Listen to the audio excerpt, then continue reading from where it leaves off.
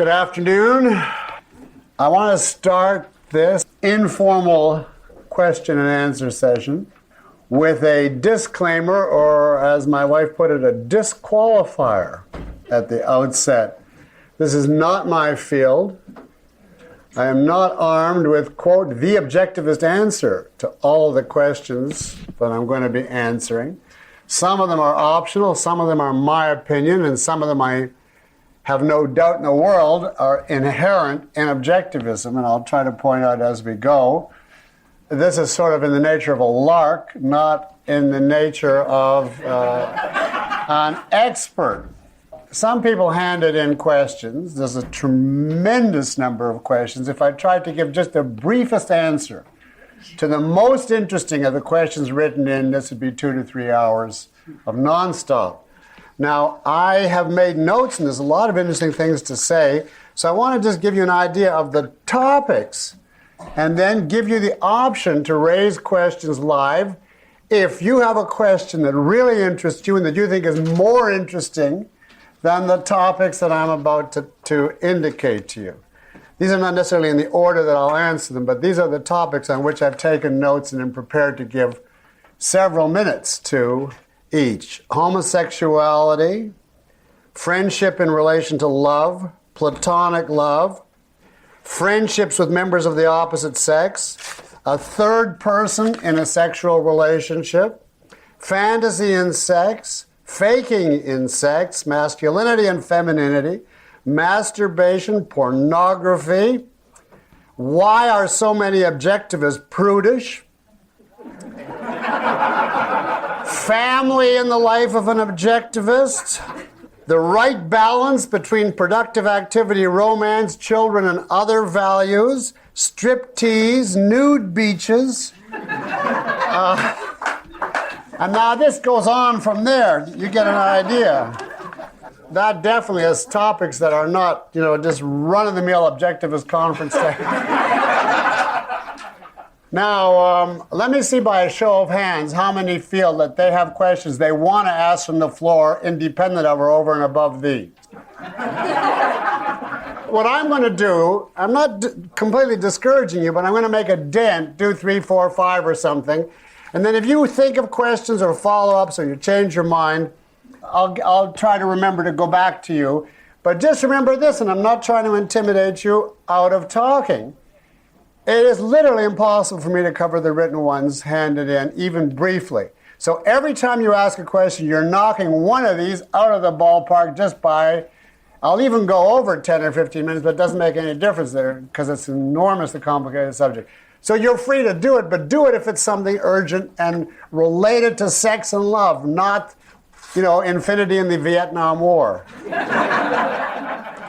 Now, I'm going to start with what is the relationship. I don't know who wrote any of these. They're all anonymous.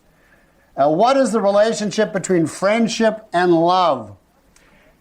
I want to give you Ayn Rand's answer, which I finally agree with. But for a long, long time, I didn't. I used to think, as most people do, that human relations are on a continuum of closeness and intimacy, from strangers, acquaintances, and so on, all the way up to really good friends, and then lovers. And then it was a continuum all the way up, and love was just sort of to human relations what certainty is to cognition. It was kind of like the jackpot, but there were all degrees of probability leading up to it.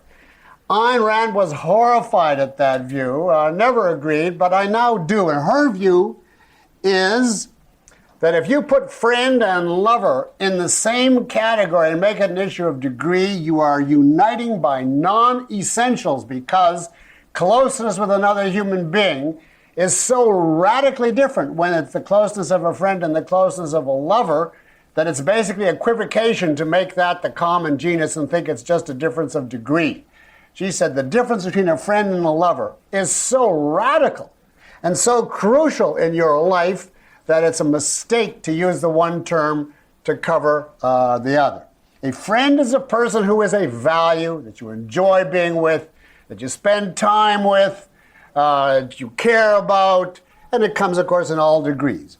Love, however, according to Ayn Rand, is a person who, number one, represents the sum of your top values. Number 2 is, as a result, irreplaceable. So that if they move away or they die, you can't find someone to take that position in your life.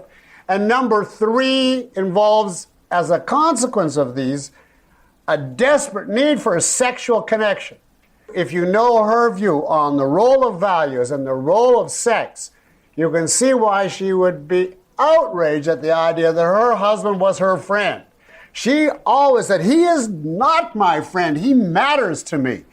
And, but, you know, she meant by friend in this sense, and she thought it was necessary to give the proper importance to love and romance in your life, that you not adulterate terms and make it just a degree of something else. It was a unique, sui generis, absolute value that was completely cut off from ordinary relations.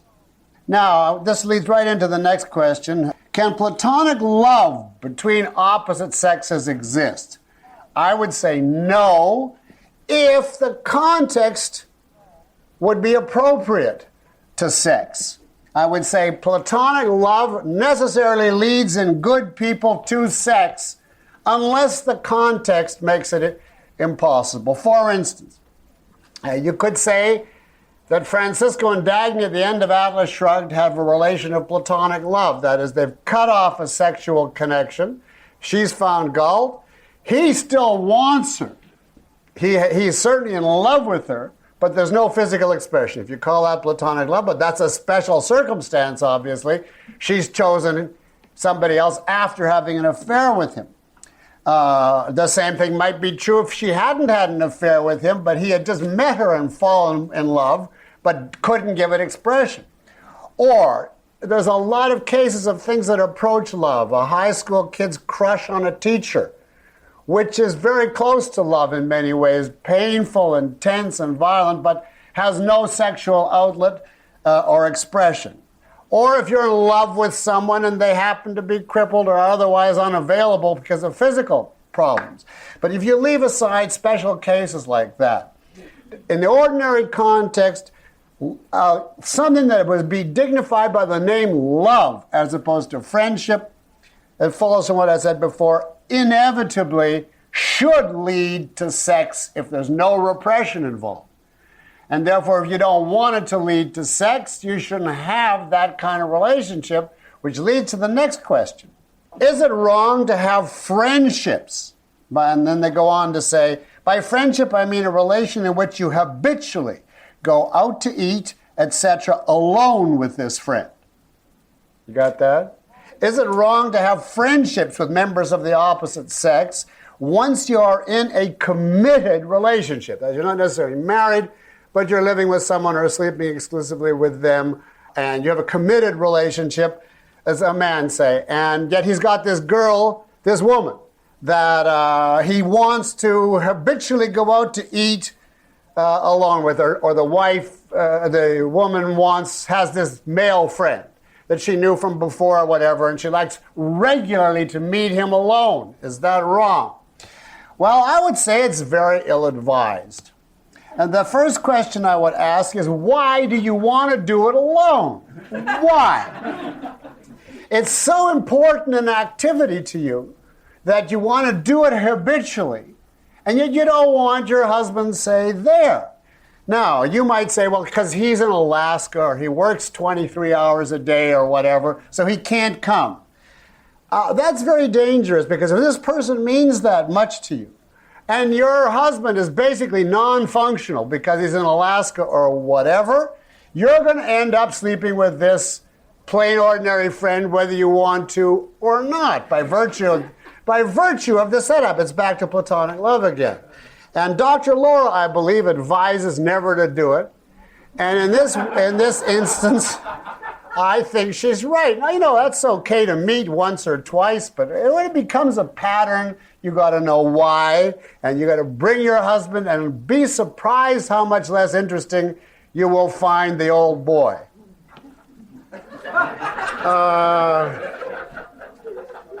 All right, here's another one, and then I'll take this one. This one will get you. Is there a proper sexual role for a third person in a sexual relationship between two committed, rational people? In other words, a ménage à trois, at least for the night. Now, I can tell you off the bat that Ayn Rand would say no. So I have no doubt in the world what she would say. I'm not entirely sure I agree with her. Well,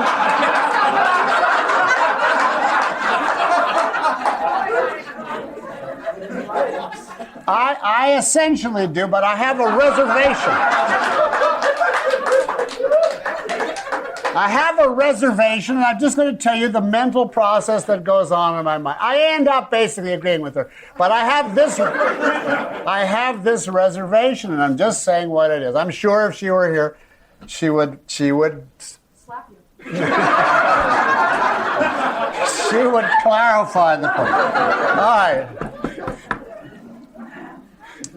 Now, I'm not saying what I'm about to say to be funny. What I'm about to say, she would agree with completely, so don't think that this is a joke.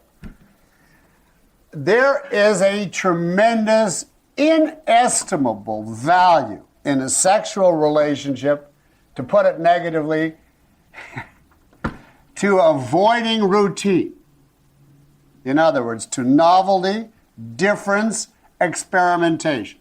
One of the deadliest things to sex is the same time, the same room, the same position, the same clothes. Okay, we started, the show is coming on, okay, let's get, etc. That is a total disaster. And the trouble is that human beings subconscious automatizes what they do and makes it, yeah, that's to be expected. You cannot have sex like typing. You know, you just sit down and you do it and it's automatized. You need something continuously to underscore or emphasize, look what I'm doing. This is something unique and intimate and absolutely unlike anything else. This is the antithesis of routine. And human beings stand on their head for legitimately, and actually literally, for this reason, to do whatever they can different, to stress and underscore and bring out this act so that it's not just lost in the shuffle. Now, for instance, a change of location. It has one of its major values, you know, outdoor, indoor, this room, that room, on the desk, whichever.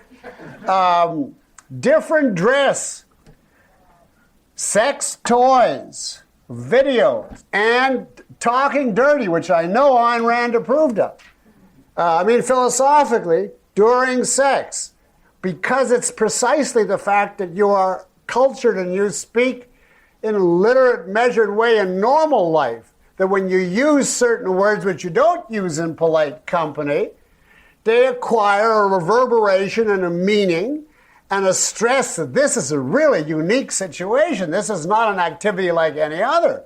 And also, it gives you a very valuable sense that you are not just a mind. You want a role in being physical. In the moment that you're having your most spiritual connection with someone, the mind-body integration requires that you super stress the physical. That you are an animal in the moment that you are most spiritually united, and that's what makes it sex, as opposed to platonic, love or just a mindless coupling. And therefore, anything that can be used as a stress or as an emphasis to bring out the essence of what you're doing, I think is great. Now, the problem, and that's the only reason why I would think of a third person, certainly not as a regular adjunct. It's a call up whatever her name is and say, okay, it's time again. But rarely, under certain circumstances. The problem with this is that it's theory, but as soon as I try to implement it practically, you run into real problems, because should this person be a friend or a stranger? And there's massive problems either way. If it's a friend, that's a one-shot deal, because then it ends the friendship. Because as Ayn Rand pointed out, you cannot demote a relationship. You can promote a relationship, but you can't demote it. That's like, living with someone and then we'll just be friends. You can't do it. And the same thing, once this Miss or Mr. X is in the triangle and you've had a sexual contact, you can't go back to being a friend. So it amounts to wiping out the friendship. If it's a stranger, which is more plausible, you have all the problems of a sex relationship with a stranger whom you don't know, and that can be very inhibiting if you have any type of sex to values, which presumably you would. The best I could project, and it's in the very, very vaguest terms, is there would be some kind of congenial, really attractive stranger who descended on you and is leaving town in an hour from Mars. Maybe you could justify it. At least if somebody did it and then said, I did it, under those circumstances, my reaction would not be, oh, that's immoral, but, well, let me hear about it and see if I can adapt it, you know. So it's in that sense only that I have the faintest demur from Miss Rand. You have to decide what Peter can live with. I have a whole... Oh, well, I'm going to go to live ones, yeah. Yes. I hope it's related, but I've heard people in objectivism talk about the issue of not so much menage a trois, but I love this person in this way, and I love this other person that I see in... Yeah, multiple relationships because they each represent your values. No, I don't believe that for a minute, except in a very rare type of Enoch Arden circumstance. I can give you a couple of examples of cases where I believe that, but in 999 out of 1,000, I don't. But I'll give you examples where I do. You're in love with someone, you're married to them. The guy goes to war, a woman. The guy goes to war, you get the message he's dead. You build another relationship up with a man, you're the woman, a man. You're happy and everything, and the original guy comes back. You know, and so in a situation like that, it's perfectly understandable that you have the intimate knowledge of each of them, the intimate relation with each of them, and therefore the desire with each of them. Now, I do not see anything wrong in a case like that if they both know and there's no deception, and sleeping with them for a period, the two together, until you're able to decide. But I do maintain that in the long run, if you're perceptive at all or introspective, you would have to be able to decide. And it would become intolerable to all of them involved if you couldn't, if they were rational. And because no two people are interchangeable, and even clones are just physically interchangeable, no one can be, quote, your top value in exactly the way that another person is. One of them has to be higher, given whatever your hierarchy of values is in their embodiment of it. And therefore, if you say, I really don't see any difference, you are basically condemning yourself not on the grounds of being promiscuous, but on the grounds of having such vaguely defined values that you don't know what you want at all, which is an even worse sin. Now, I could think of another case like that. Ayn Rand, in her own life, had an affair at the time that she was married, and she justified it, presumably. She never talked about it to me, but she justified it on the grounds that she got something from her husband, which was unique, and something from her lover, which was unique. There was no deception. They both knew about it. And she was a provably unique woman who would be monstrously hard to try to find a man who had everything. And essentially, as I see it, she had a husband with a soul, and she found a lover that she thought had a mind that equaled hers, an intellect that equaled hers. And for a while, she was torn and attracted to both for profound reasons that she could not find united in one person. It was completely open between the other people involved. And at a certain point, she decided what mattered, and it came to an end. But I say, if you are not in some kind of rare circumstance like that, where you are this kind of super genius, or your other person been killed, or something like that, the normal 999 times out of 1,000 would never come up, because you would never get to know two people that way, that intimately. Because as you started to find the first one that really attracted you, you would get completely involved with them.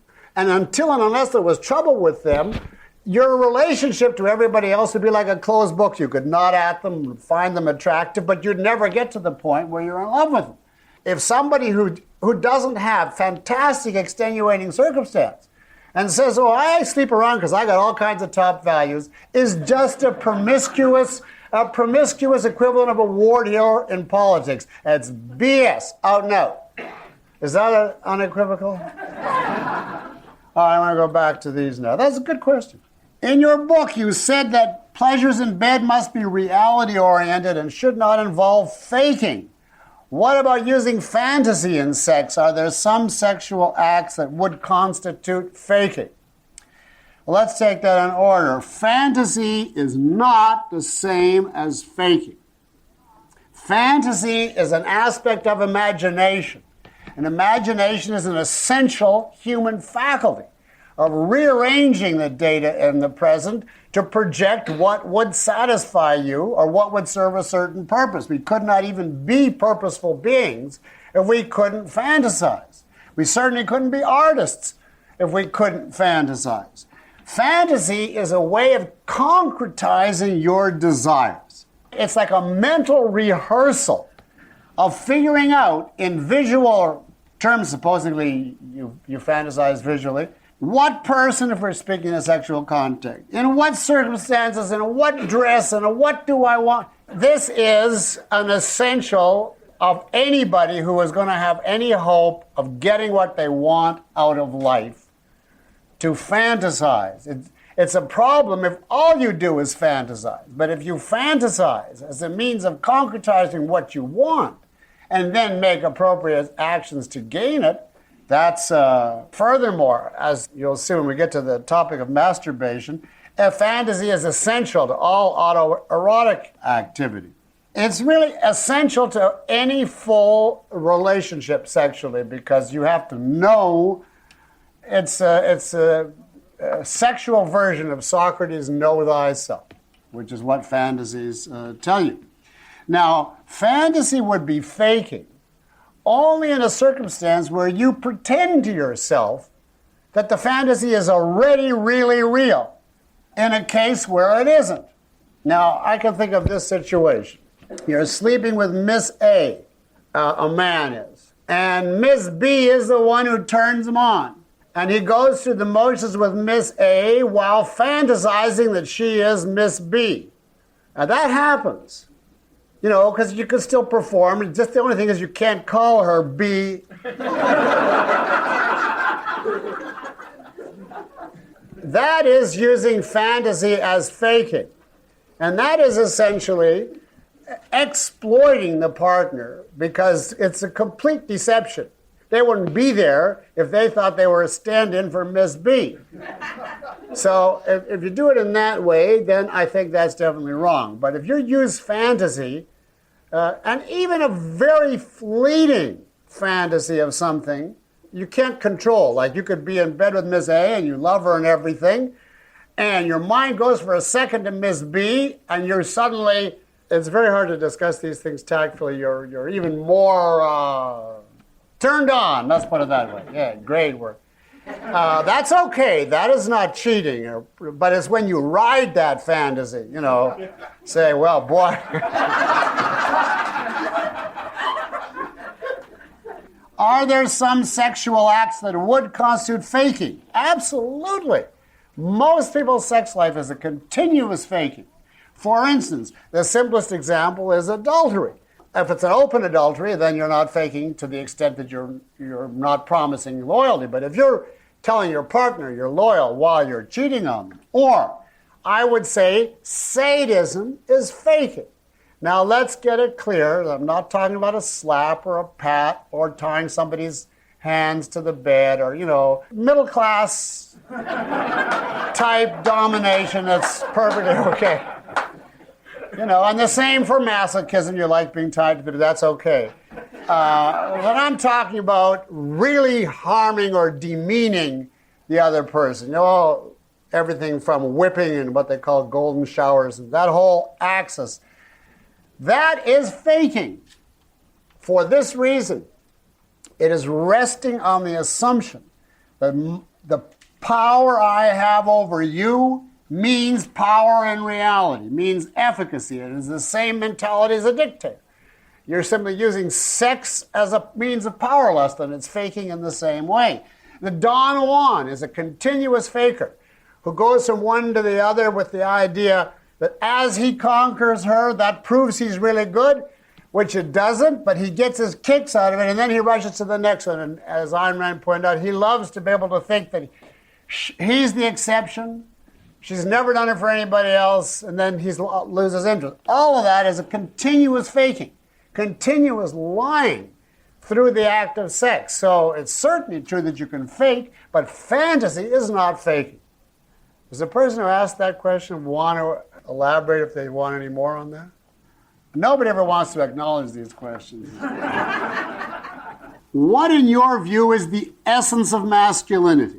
Do you know if Miss Rand had an explicit view on this? Now, on this one, I have no view of my own, but I know her view thoroughly. I mean, I agree with her, but I've never given it very much thought other than to say, yeah, that makes sense, what she said to me. This is not part of philosophy. I don't know what it's part of, psychology or sexology or something, but I know definitely her view on this because I've heard her state it many times. The essence of masculinity is strength. The essence of femininity, in her view, is the worship of strength. Or the essence of masculinity is being a hero. The essence of femininity is hero worship. Now, by strength, she obviously did not mean muscles, but a strong man, a la Howard Roark, John Galt, the Ayn Rand hero. And by worship, she did not mean, abdication or abnegation or anything like that. It was what Dominique felt for Roark or what Dagny felt for Galt. And the best way to put it would be the scene where she described Dagny as looking at Galt and feeling that her only function was to see him. In other words, she was a non-egalitarian in regard to the sexes. She thought that obviously women have to be strong, and obviously men have to admire and value. So the difference here is exclusively within the sexual connotation. This was not a put-down of women. She always said when she said this that women have every attribute, morality, character, mathematical skills, engineering, philosophy, you name it, that men do. And the distinction is entirely in sex because of the distinction in anatomy, which she attached a great importance to, since it was there, since this is a fact of reality. And to her, man was the initiator. The male was the initiator because his function was penetration. The woman was the one being penetrated, and therefore she was inherently in a passive position. Now, as soon as you use these words, you have to say 1,000 times. Does that mean that a feminine woman is passive in sex? No. She can be as aggressive and initiative, and you name it, it's perfectly fine. It's everything. She attached metaphysical importance to sex. In other words, it was more than important to life. It was one of the most vital fundamentals making up a life. And therefore, if in the climactic moment of an experience of that kind, one function was to do and the other was to be done to, that to her made an enormous metaphysical difference in the relationship. One brought the pleasure and the other received in that moment. And it's from that point of view only, and no other, that she made this distinction between masculinity and femininity. To give you an idea of her character, I repeat to you without comment on this point, a conversation I had with her, and her absolutely candid reaction. Now, I realize there's 1,000 questions you could ask about this, of which 800 I would not know the answer to, so I'm not even going to open it right at this point. Because this is way outside my realm. I'm reporting to you in essence what I heard her say. She would obviously do an infinitely better job of it. But I want to just conclude my answer on this point with a story about her. I asked her once, since you admire men so much, you have such a high opinion of men, if you had had a choice, would you have wanted to be born as a man? And she shuddered, as if, she just flinched like that physically. And I said, why not? She didn't even say no, but I said, why not? She said, I'd have to love a woman. So, in other words, you get the idea that to her, the ability to love a man was such an essential embodiment of her values and of her very sense of her own identity. And the idea of a man worshiping her, believe me, I not that I tried, but I mean, from the point of view of everything I ever knew, the last thing she ever wanted was to be put on a pedestal. And in that sense, the so-called rape scene from the Fountainhead was exactly what was her own desire in her own life. She did not want to be put on a pedestal and worshipped. She wanted to be taken by a man who would say, I am the master, if you understand in what sense I'm talking about it. And to her, that was masculinity and femininity. Now, that, of course, flies in the face of everything you ever heard about, feminism and egalitarianism and all the rest of it. But you asked the question, so that's the answer. Now I'll move on to a much less controversial subject. Is masturbation sex? And did Ayn Rand ever comment on this topic? Yes, it is sex. Sex is any contact with and pleasure from the genitals. It does not say what form of contact, despite our president.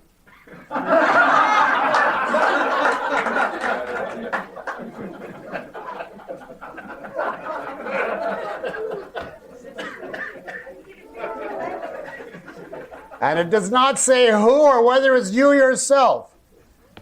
If you get pleasure from scratching your back, that is not sex. But if it's the right area, it is.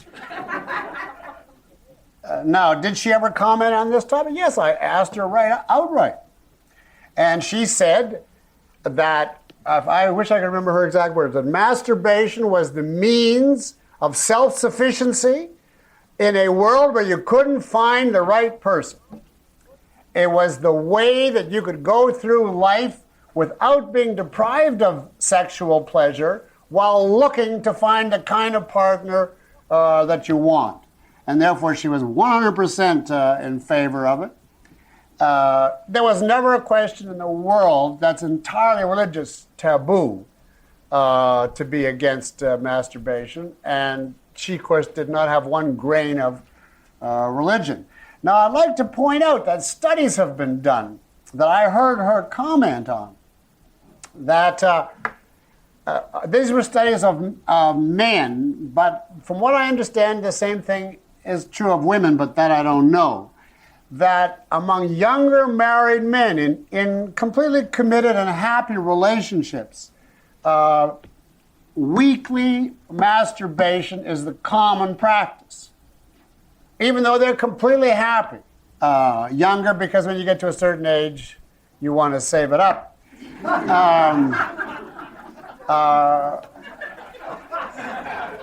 Part of the reason that they give for that is that they know exactly what sensations they want, and that they don't always get exactly those from a partner. Partly, it's practice in fantasy. They want to sharpen up what they want to fantasize, and they have to be alone to do that. And partly, it's that every man, I think, has in him somewhere the feeling he's got to be able to be completely self-sufficient if necessary. And this kind of reasserts that even in that function, I'm okay. Now, I don't know, and I'll leave it to you, whether that same last point is true of women, but I don't see any reason why it wouldn't be. In any event, masturbation is definitely a key element. It is not only for teenagers. It's not an obligation if you don't,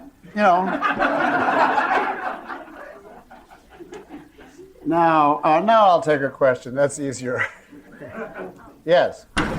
You were mentioning on your radio show that President Clinton shouldn't be impeached for what he's done. Right. But you also said that we should know about it. Now, what about the idea of privacy? I do not believe that presidents are entitled to privacy. No. I believe dog catchers are. Lesser officials. But when you have someone who now maybe, in 1700s, it's none of our business because all he did basically is raise and lower the flag. But today, when your life is totally, in every way and every department, in the hands of the arbitrary power of one man, for him to have the effrontery to say, I happen to like eating children, but it's none of your business because I only do it, off hours, is bizarre. Absolutely bizarre. You can't claim absolute power and privacy at the same time. That's my answer to that. In a reasonable world, politicians would have privacy. But if they want total power, then the least we can do in self-defense is have total ability to expose everything. And if they don't want to risk it, don't run. Who needs you? That's my attitude. But I'm not exactly sympathetic to politicians. Does that answer you? Yes, thank you. Yes. Is that total power because of the fact that he's a power luster, or just because of the nature of the presidency as such? Because only a power luster would go after the presidency today, with the possible exception of Ronald Reagan, who I don't think knew why he went after.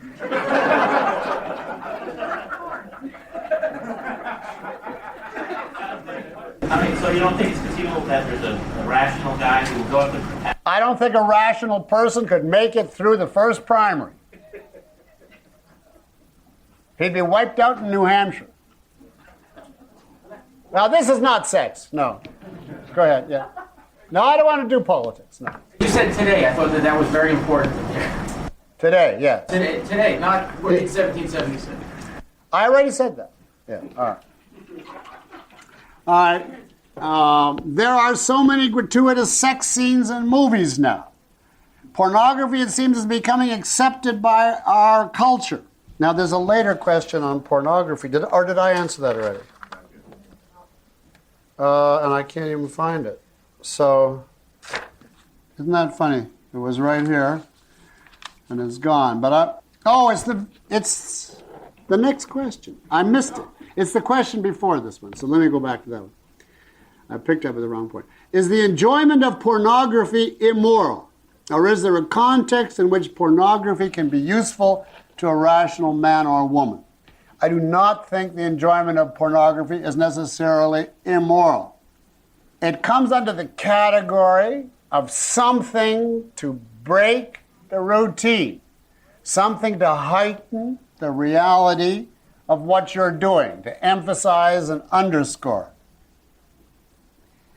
I think it's best used, or at least one excellent use of it, is by a couple, a committed couple, a married couple, as something provocative.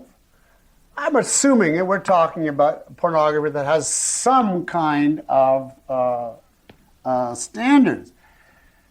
I mean, the content could eliminate vast amounts of pornography. If it's got acts in it which are inherently disgusting, they don't become better by being filmed. So if there's anything that's debasing and so on, we leave that out. And the same is true for pornography that features fat, ugly, dirty people. If you're going to be in a film or whatever, or expose yourself in any context, you have a moral responsibility to have a good body.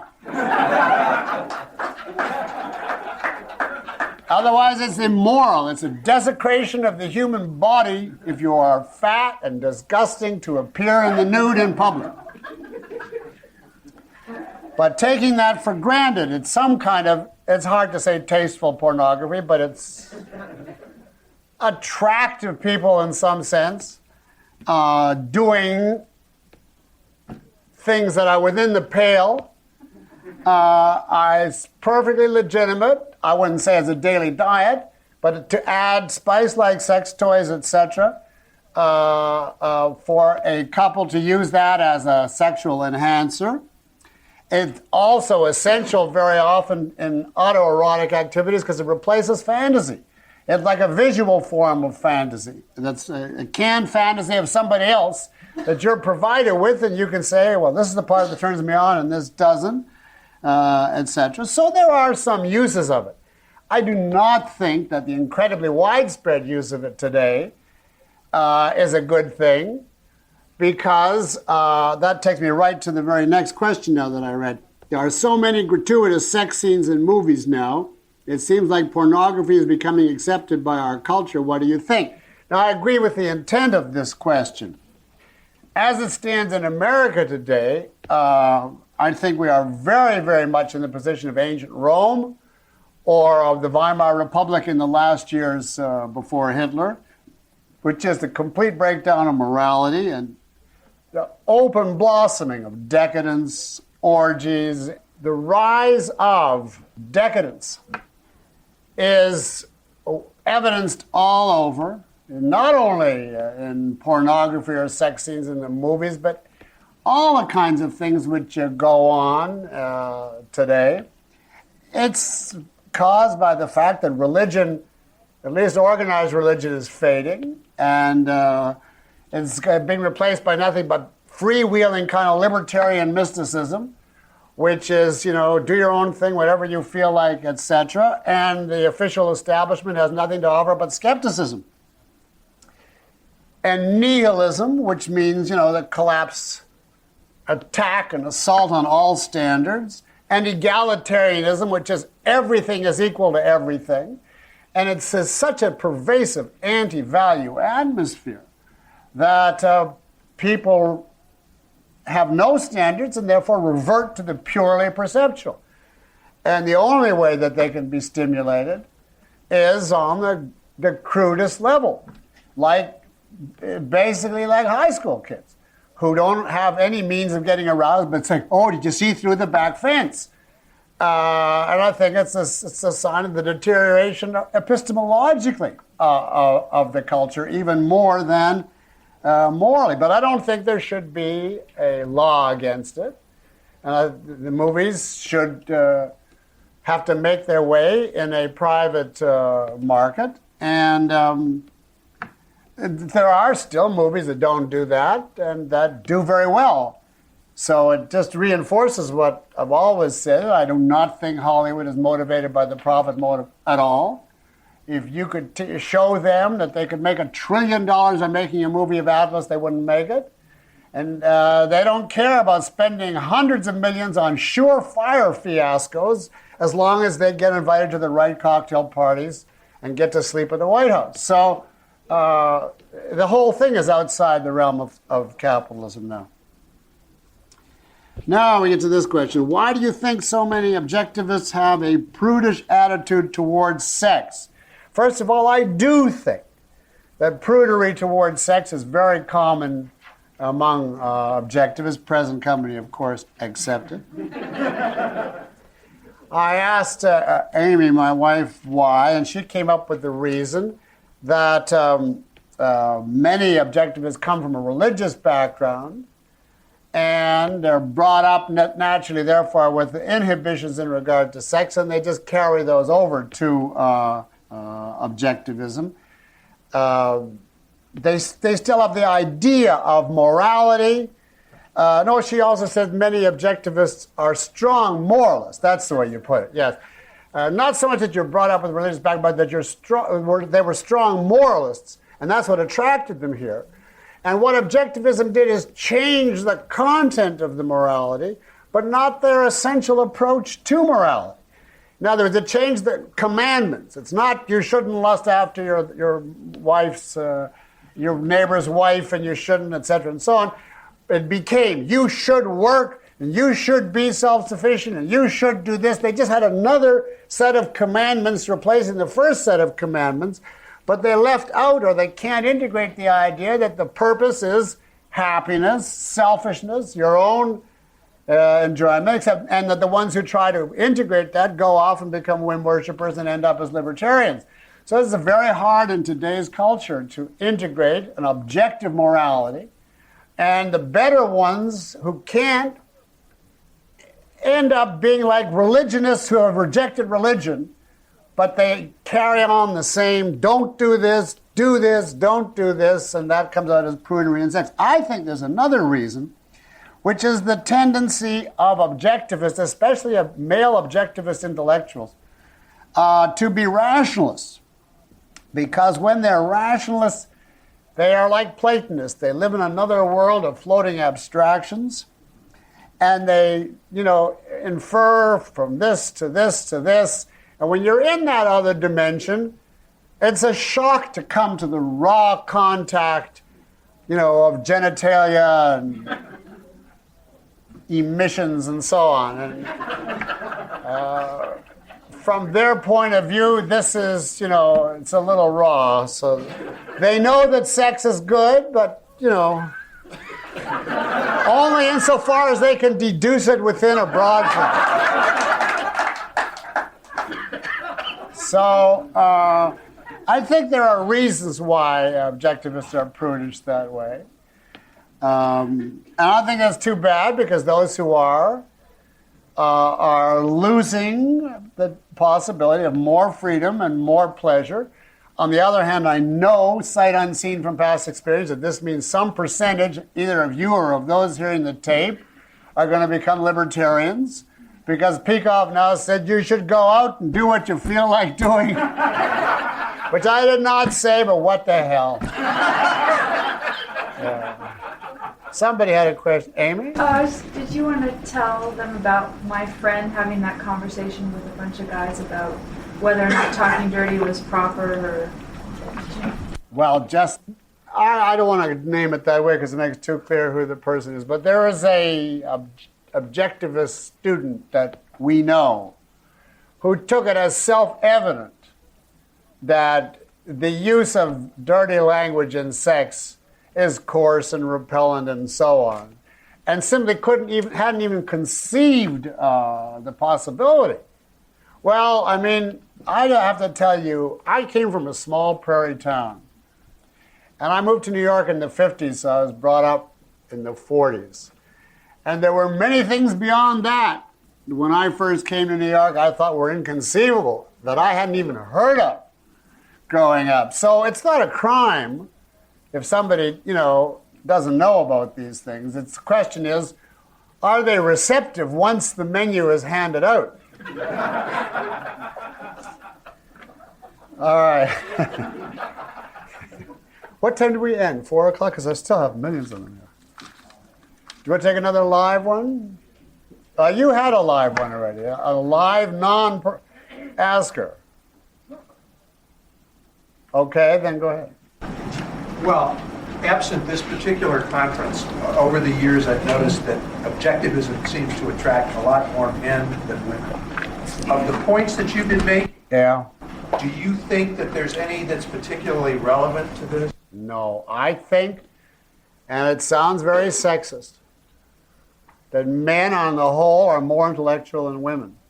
Statistically, culturally, by upbringing and cultural expectation. Men are supposed to think and wrestle and do math and solve problems, and women as Kinderkirche, like Hitler, children in church and cooking. There's an attempt to fight that, but there's still a very large element in every field of women feeling, the femininity means, they're still brought up by many mothers. If you are that intelligent, and you're that outspoken, no man is ever going to want you. And as long as you're brought up that way, you have a terrible handicap. I think that's the main factor. Every intellectual movement that's new is dominantly men, and then they bring their girlfriends with them. Sorry, but that is the culture that we live in. Actually, both sexes are held in disrepute if they think. A man is supposed to be a gorilla. He's not supposed to be a quote, ivory tower theoretician. And a woman is supposed to be feminine. She's not supposed to be, quote, an adding machine, or I guess today you'd call it a computer. So thought is considered a liability to either sex today. All right, now, what is the importance? Now, listen to this question. What is the importance of family? Parenthesis. Mother, father, and siblings, and wife and children in a rational man's life. Now, if you were asked that question, what is the first thing that you would do? What is the very first thing before you did another thing? What is the importance of family? Just as I could just as well ask, what is the importance of people? Strangers, friends, lovers, Adolf Hitler, close parenthesis, in a rational man's life. Now, family here includes indiscriminately the unchosen and the chosen, which is an absolutely fundamental distinction. You have no choice about your mother, father, and siblings. Your tie is blood and childhood experience. You can love a parent, but that is akin to friendship, as we discussed in an earlier lecture. A wife, on the other hand, so the role of them in your life is basically the past. They were the ones that you were stuck with or that brought you up and were nice to you or whatever. You're not with them anymore. So it's basically like you used to live in that country, but you left. But, you meet every once in a while and so on. That is not comparable to family in the sense of your wife, who is your chosen life partner and top value, nor your child. Because your child has to be, if you have a child rationally, a major indispensable value in your life that you're prepared to subordinate even your own career to. Otherwise, you shouldn't have a child. So here again, now if the child doesn't deserve it, you give them the benefit of the doubt up to a certain age, and then that's it. But we're assuming that's not the case. When you have a child by choice, your wife and child are of the absolute top value to you, incomparably superior to siblings and parents. And that doesn't mean you should be indifferent or ungrateful or not like your brother, get together and have dinner and all the rest of it. It's just your hierarchy. You don't go to bed with your mother. You are not responsible for enabling your brother to cope with reality. I mean, the difference in these relationships is so incredible that you can't lump them under family. That's what the Republicans do. But you have to think like a Republican to ask that question, if you'll forgive me. And that's bad. So many objectivists seem to decide not to have children. What should one consider when making such a decision? Now, that's not really sex, but the result. That is the only ineffable question. In other words, I don't think it can be put into words because it's not truly knowable in advance, judging by my experience. It is such a monumental thing in its positives and its negatives that no amount of reading or study or observation, at least in my case, would equip you to even have a glimmer of what it's actually like. And not to take a lot of time on this, I would say both the positive and the negative are orders of magnitude greater than your wildest imagining. I mean, the value is so tremendous that you can never again conceive of your life without this person, nor would you want to. And the problems, the negatives, the time, the grief is so enormous that you have to continually ask yourself, how did I get into this and what for? So, and it goes, according to parents that I've talked to, it never changes. I used to ask parents, at what age does this stop? And they all answer, it never stops, it just changes its form. And one of them said, I have a child in his 50s, and still have it. There is a book that I read that didn't help at all. Called A Baby Maybe. And it's supposed to give the case for and against, but it left out all the main things. Now, Here's a question. How can you determine the right balance between, did you get that? How can you determine the right balance between productive activity, romance, children, and other values? Well, I discussed this with my wife, and this is what we worked out. Productive activity, 62%. Romance, 18. Children, 16. Other values, 4. Now, obviously, there is no answer to that. No mathematical answer. There is no mathematical answer to that question. I could just give you some general observations. Number one, productive activity must remain number one in your hierarchy and in the amount of time that you give it, because that is your relation to reality. And without that, your mind and life dies or shrivels and you're wiped out for everything else. So that's got to be the dominant. Now, if you have a child, you have an obligation to that child, whether you want to spend the time or not. I do not believe in daycare. I do not believe in having a child and going back to work in 2 months and turning the kid over to some British nanny, even if she doesn't strangle him. I believe if you're going to have a child, you're saddled for years, and then thereafter part-time for years in a major way with your kids. And if you don't want to do that, you shouldn't have a child. But if you've already had one, then I think you're obligated to find the time, and that has to come out of your career. Because if it comes out of your relationship with your partner, out of your romantic life, that ends the relationship.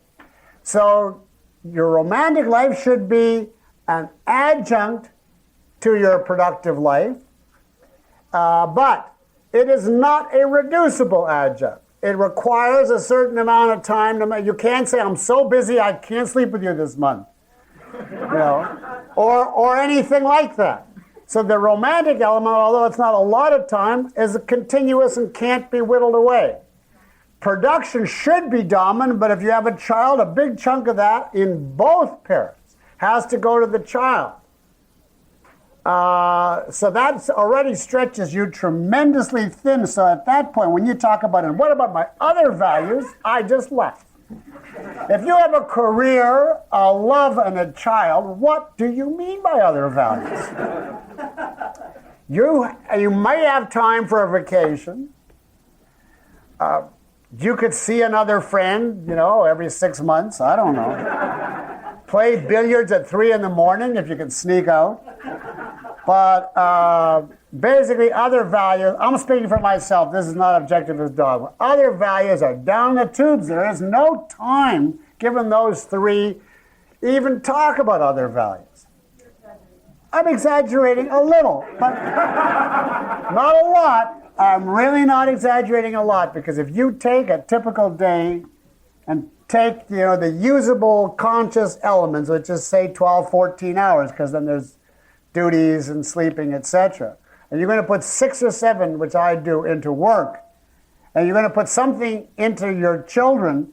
And you're going to put something into romance. Where have you got time to go out and play chess? I mean, unless you do it, in the cab, or whatever. I read books because I waste a lot of time. I am not in my peak productive years. I feel I can take off 3 hours, and if I don't write another book, that's tough.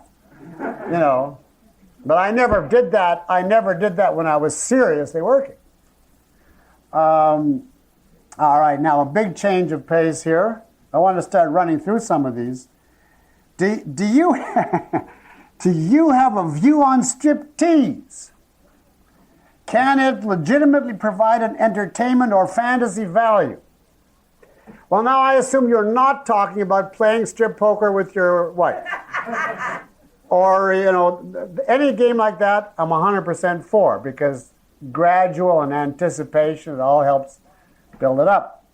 But you're talking about hiring someone or paying someone either to come to your home, or you're going to a strip club or whatever and watching. I am against that. I'm not saying it's immoral, but you asked me if I had a view on it. And this is the way I look at it. I distinguish, Yaron reminded me of this point at lunchtime, between the nude and the naked.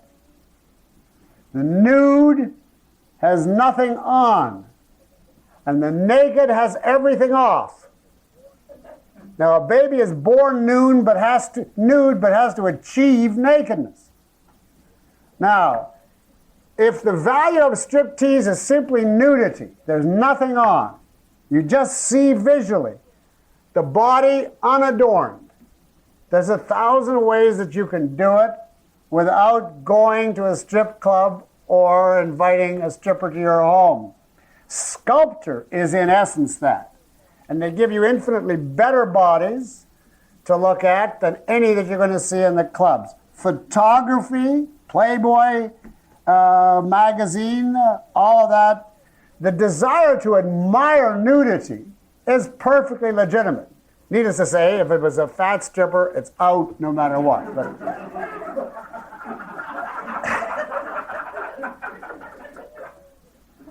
the desire to admire nudity is perfectly legitimate. But in my mind, aside from your own partner, if it's just the admiration of nudity as such, there are 1,000 artistic ways to do it which don't involve a live person. What the live person contributes is the element of nakedness, of a person, of she's taken all her clothes off. In other words, it's the sexual connotation. It is not the aesthetic spectacle of admiring nudity. And in a case like that, I don't see the justification, because you are pretending to yourself that this person has the spirit that goes with this body, and you're letting yourself get aroused. You could just do it more honestly by projecting from a sculpture or a photograph. Now, I don't say that this is an absolute or that you are immoral if you do this, but you should ask yourself, are you doing this? Is this a form of fantasy to you?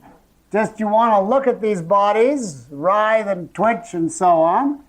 I mean, if it's truly only fantasy and you have an impoverished imagination and this is what you need, I don't see anything evil about it, but I'm made uncomfortable in that context by the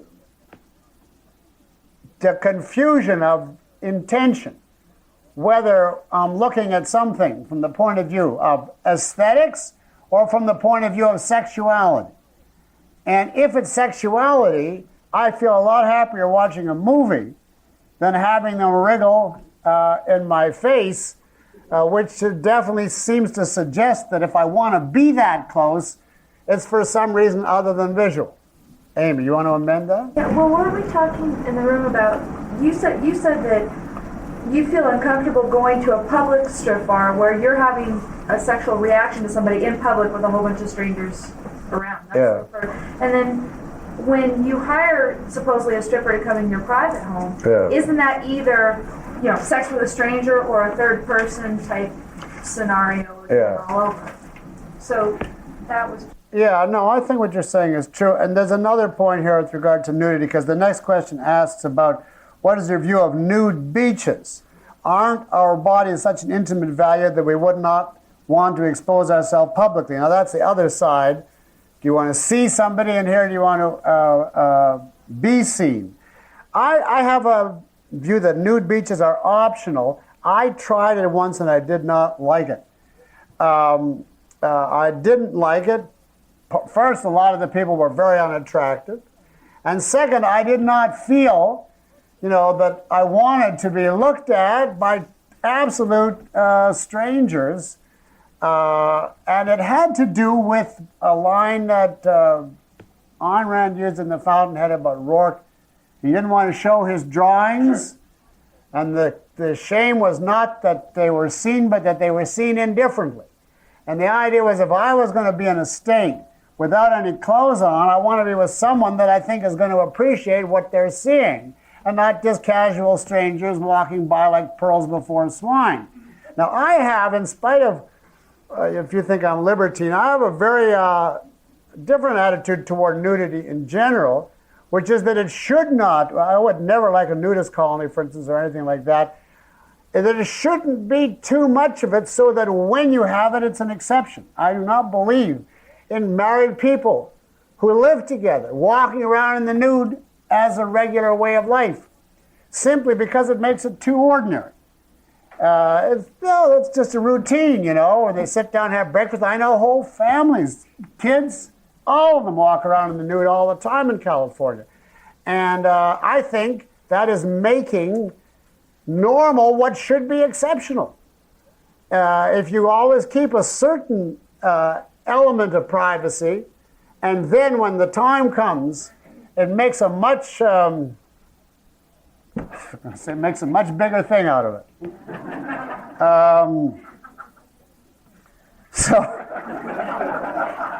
So I would say yes. I agree that our bodies are such an intimate value that you wouldn't want to expose them publicly or even too promiscuously privately. Make it a special occasion and then you'll enjoy it a lot more. I would make an exception for strip teases if some person had a colossal body, you know, fabulous, that you just were never going to see again, and someone that I respected said, "You've got to go and see what she looks like," or vice versa for the other sex. You know, I'm not that puritanical, but as a general rule, I don't frequent, I mean, I never frequent.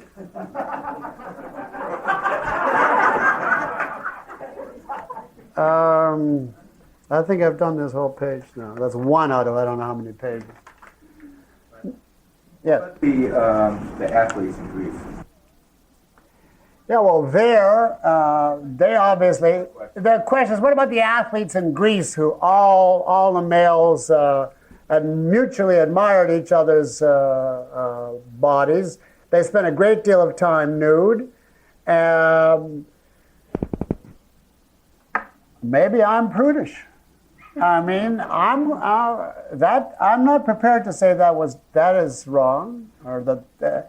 But you see, what you have to take into account with them is that they were not just the boys on the street, so to speak. This was a very select, aristocratic class brought up with very similar values, aspirations, ideals.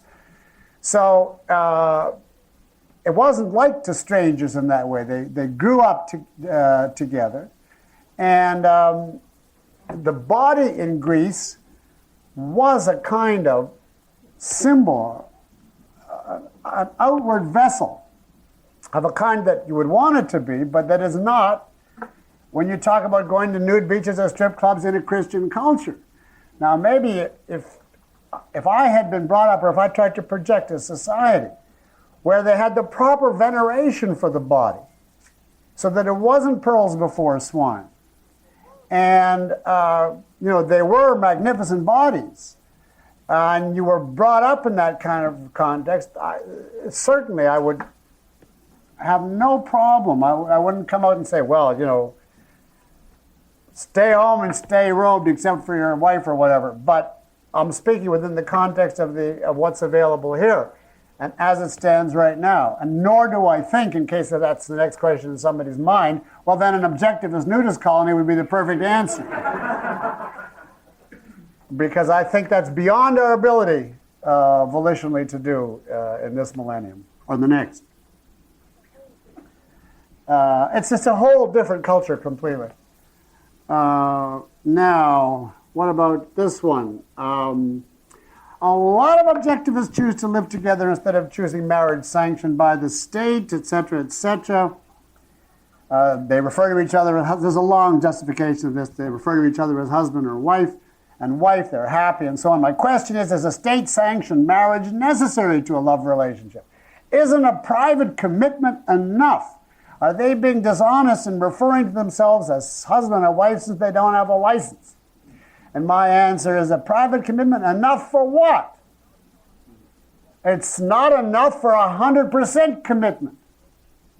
100% commitment requires a marriage, a wedding, with a state license. So yes, They are being dishonest if they call themselves husband and wife without a license. A marriage is a public declaration to a society that you two are to be treated as one. And the state is properly involved in granting such a status because it is, in significant part, a legal relationship. There's the marriage contract that you sign.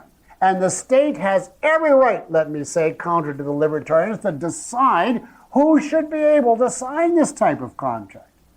I do not think, for instance, if an uncle and his two 12-year-old nieces come in and say, we want to get married, the state should say, well, you know, contracts are private. Here's a marriage license.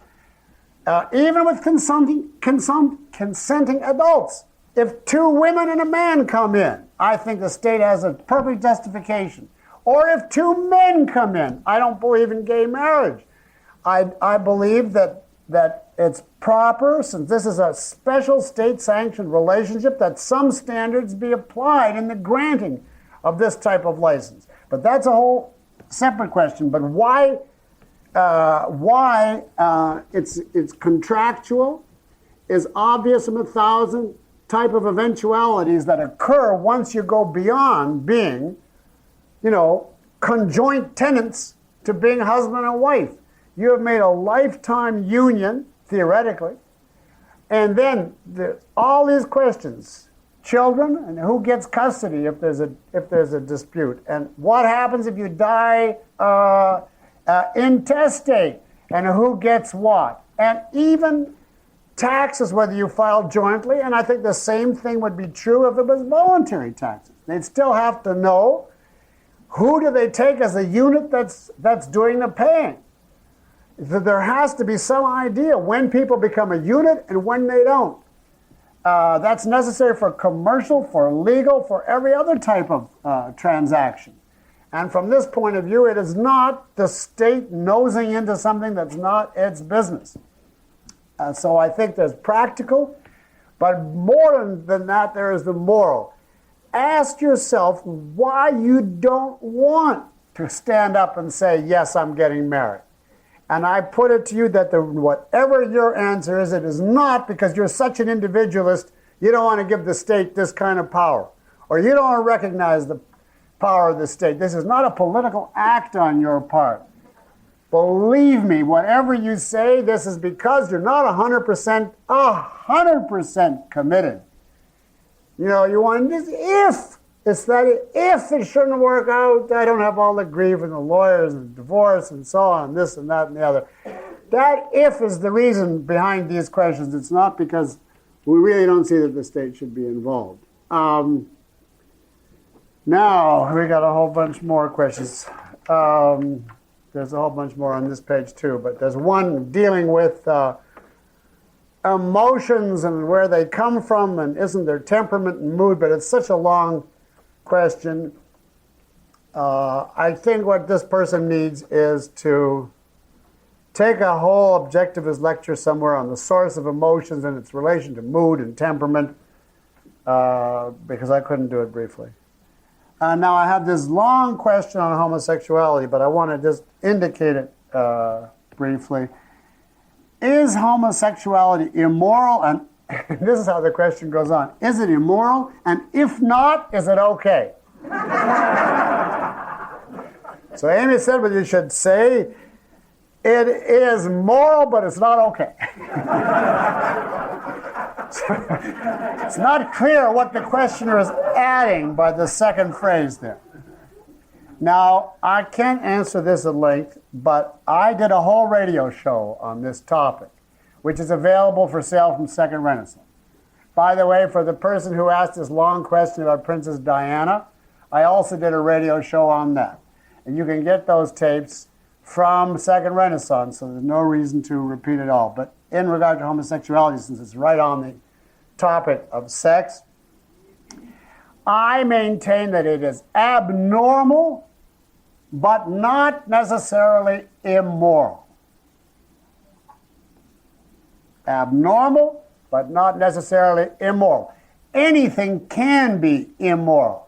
a homosexual relationship and a heterosexual relationship. So I'm not saying every act of coupling is moral, but I'm saying it's not necessarily immoral, but it is abnormal. And I'll just hint to you in the briefest terms why I think both. Now this is a subject for an entire lecture, which I am not competent to give, because this is a whole thing in the psychology of sex. But sex is not simply, quote, a response to values. You can't say, well, if somebody represents my values, naturally I have a sexual desire for them, and therefore if it's another guy or it's a woman, it's another girl, it's just the same thing. You have all kinds of responses to major values, including children and blood relatives and your mother and etc. That does not make sex appropriate.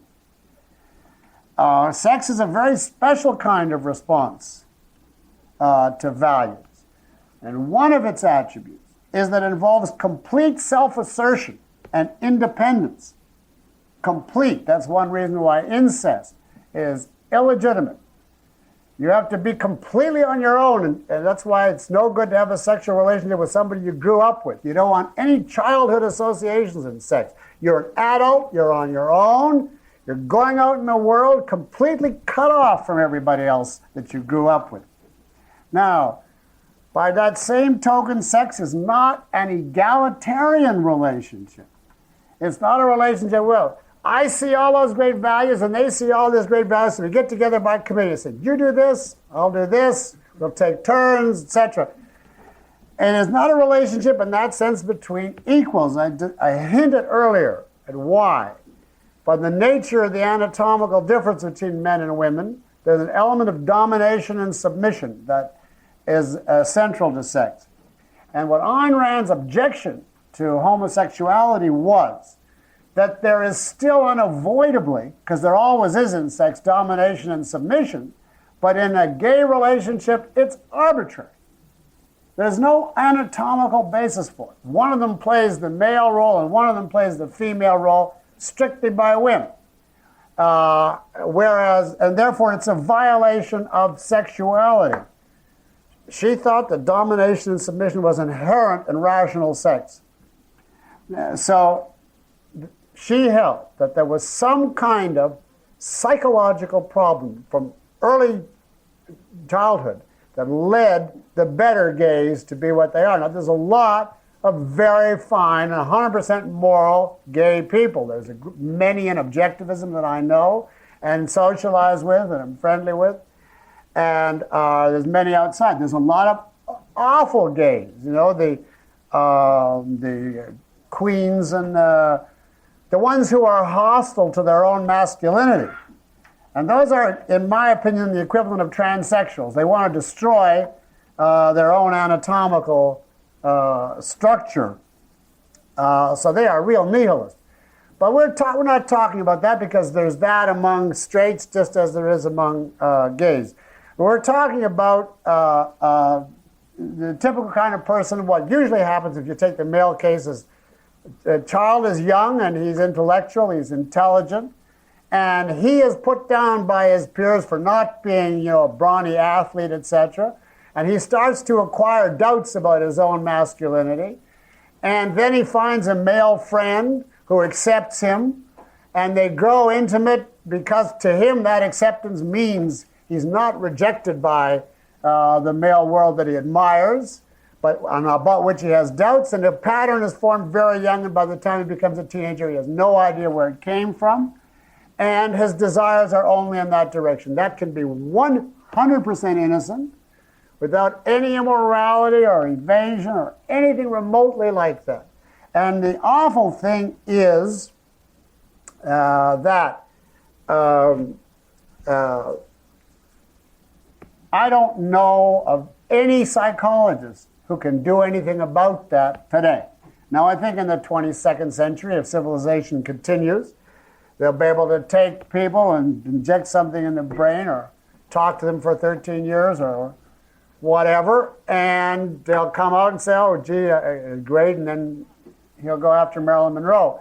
But They can't do it today. It cannot be done today, regardless of, by everything I can judge, regardless of the claims. And therefore, the way I look at gays is like this. The good ones that want, a serious, non-promiscuous relationship, they are put in a position that because of errors, largely contributed to by a rotten culture, they either are going to act on their abnormal sexuality or be celibate. And I think celibacy is a fate worse than death, frankly. I don't think anybody should be sentenced to that except child abusers. And from that point of view, to me it would be immoral to say, you have abnormal desires, therefore you should give up sex. Not if it involves a consenting adult and you're aware of what you're doing. So I have no problem being friendly with gays that live together any more than with straights, because I think I understand, at least in those cases, there are many different reasons why people are gay. There are many lousy reasons why people are straight. So it doesn't, prove anything. Now, obviously, what? Okay, I just want to add politically before they change the tape. Obviously, if you're gay, you have no special rights. If people want to discriminate against you, not hire you, not house you, not let you in their restaurant, not talk to you, they have every right to boycott you. I don't think that's reasonable. But I don't own this person. If that's the way he wants to live his life, he has a political right. Therefore, I'm against all pro-gay initiatives. And so are objectivist gays. Now, that is the briefest I can give as an answer.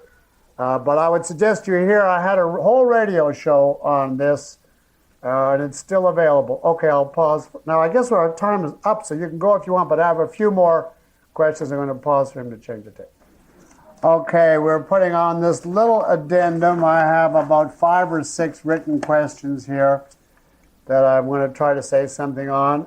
Is there any more important, really urgent questions? I have to now dissuade you because we're already within 2 or 3 minutes of our official time, right? So, but I will take a last question or two from the floor if you have it. Yes? When you talk about faking earlier, what about faking of orgasm? Well, faking of orgasm. I don't think a man can do that. So you're talking about a female? Whether a woman should ever fake an orgasm. I would not be prepared to say flat out that she never should.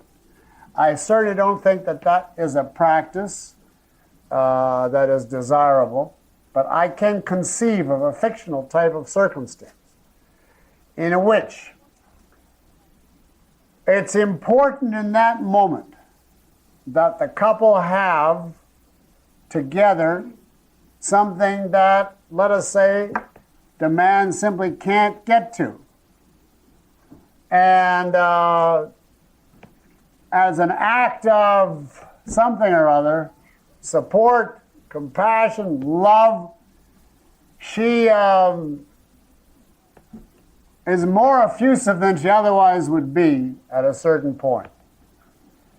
If you want to translate that, I can see that on a rare occasion. But I do not think as a general rule it should be done. And if it has to be done on a general rule, then it's a bad relationship, or else you should see a psychotherapist. It's basically like handing the man a helping hand in a rare circumstance for the moment. I mean, you should tell him after it's over. Does that surprise you?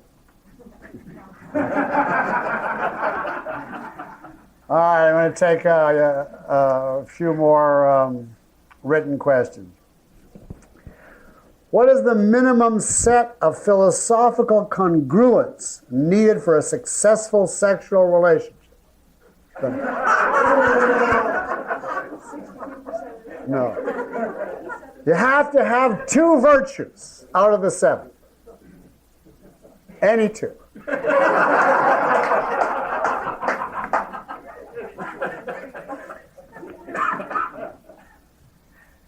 Well, it's easy to say abstractly, but it's very hard in practice.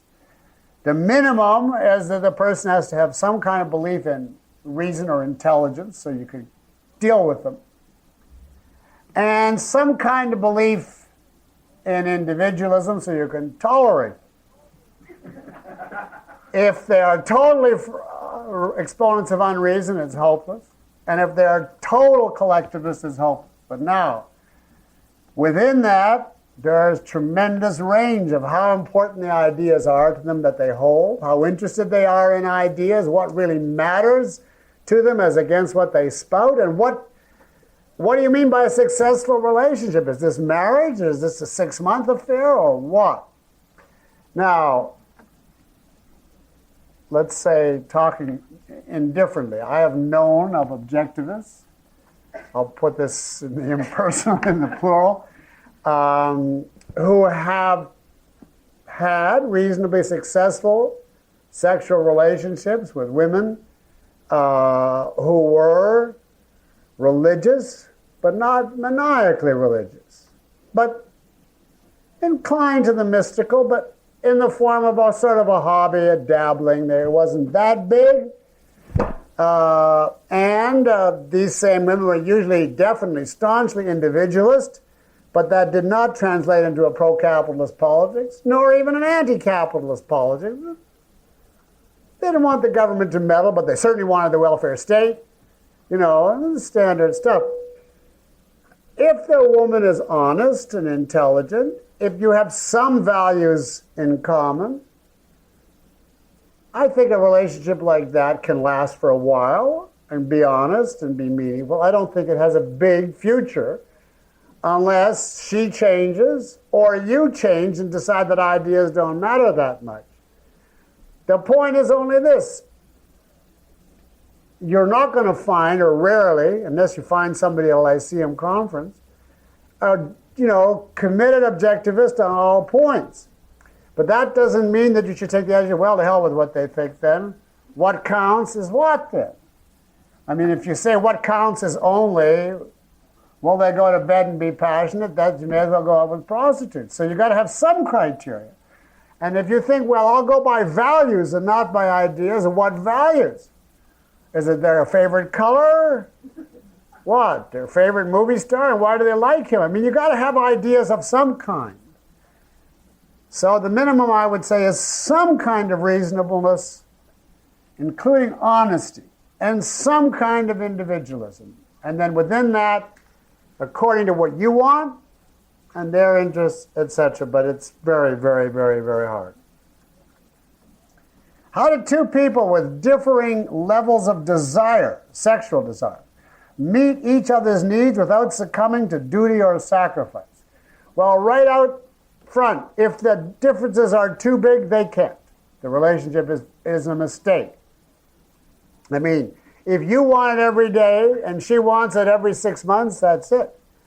You just can't make it, and that's it. It depends what the reason are for the differences.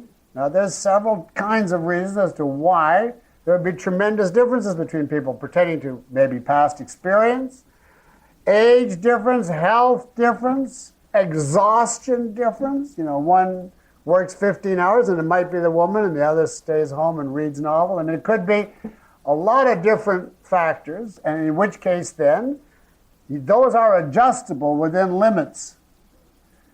And the only way to do it is to deal with it. I can't quantify how much discrepancy you can cope with, but up to a point, you can cope with the discrepancy, if necessary, by having one-way sex. In other words, if worst comes to worst, one person does it to the other, even though the other is too exhausted or too sick or whatever, to do much more than,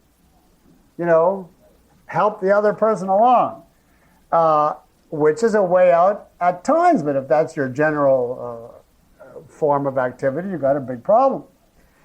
Now, I asked the person, what explains this difference? Is it something like this? And he said, no, it's completely unexplained. I said, if it's unexplained, then you've got to go into psychotherapy. Because one or the other of you has got a view, or both, a view or views about sex that is making your relationship impossible. Now, in the conventional case would be the woman is inhibited or repressed or frigid and has to be free. But it also works the other direction. There are a lot of men who are afraid of intimacy in any form other than sexual. And consequently, they become satyrs in real life, insatiable, because every time the wife, touches them and says, "Hi, honey," they're on her, and it's just more than she can accommodate. Now, the man has a problem there of having sexualized all forms of closeness. And then he's got to work his way out of it. So the problem could be either direction. But the fact that objectivism makes sex a top value does not mean that therefore, it's exactly like money. Money is a great value. It doesn't mean the richest man is the best. And the same is true here. It doesn't mean the more, the better. Within limits, everything else being the same. But if you find that the problem, even after dealing with it, is one side has to engage in duty or sacrifice, you either change it, go to a therapist, or quit. It's a big, big problem as an ongoing thing. Now, here's a question that my wife wrote the answer to. So, in fact, I think all right, I've got just a few left, and it's here. This is a written question. Men buy flowers, men arrange mystery trips, etc. What romantic thing should a woman do for her man besides sex? And this is written by a man. So I gave this to my wife and I said, I have no idea. Could you answer this question? And this is what she wrote. I'm giving her full credit. Quote, cook romantic candlelight dinners. Write racy cards for any and all occasions. Why can't a woman buy a man flowers or arrange mystery trips? Surprise him with sexy lingerie or sex toys. Learn the art of sensual massage and apply it. I think that is a great start.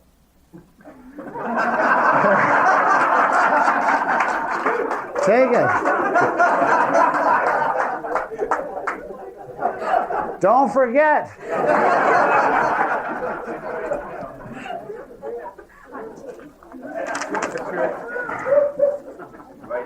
Now I have 3.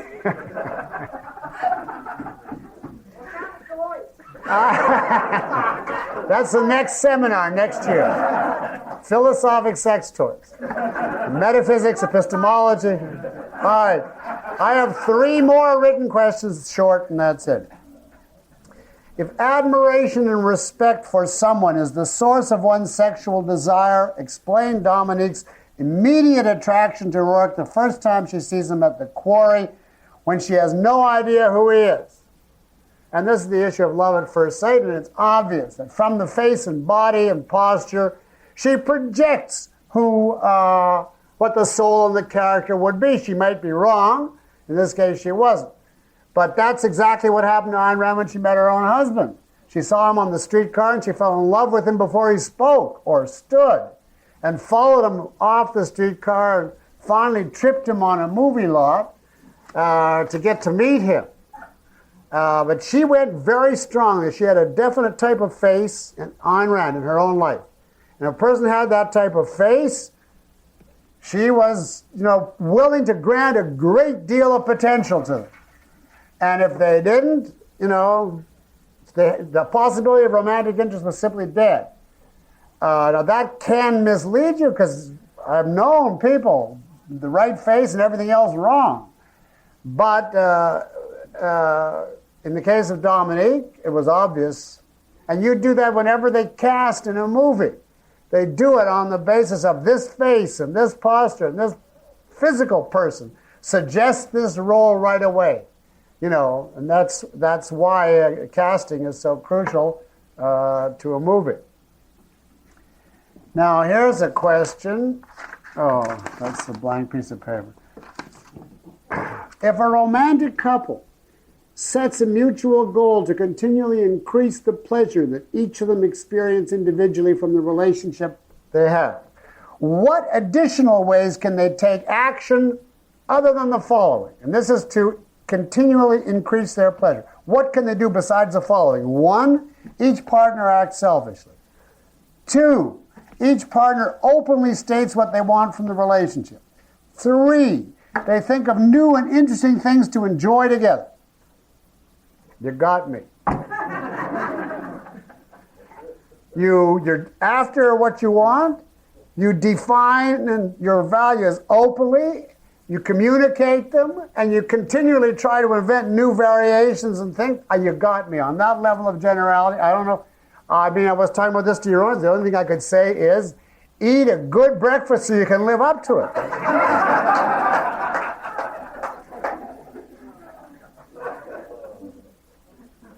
And now the last question. Wasn't Ayn Rand inconsistent? I get this question everywhere. Because she said at one interview, I'll synopsize it, that after her husband's death, I lost my top value. And nevertheless, in her writing to her career, she referred to her career as the highest value. So which was really her highest value? And the answer is it's 2 entirely different contexts. Her husband was her highest value in the human context, incomparably greater than friends, as I said. But her career was her highest value in a metaphysical context in terms of what counted to her in reality and her relationship to reality. Now, the fact, however, is that it's not just that they were the 2 highest in 2 different realms, because they were integrated in her life.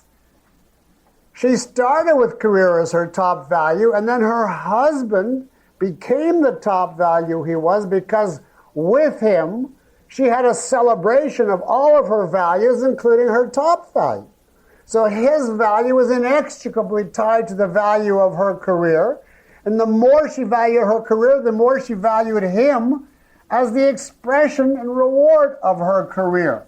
So it became one unit in her mind, and there was no inconsistency whatever. Say, which is it?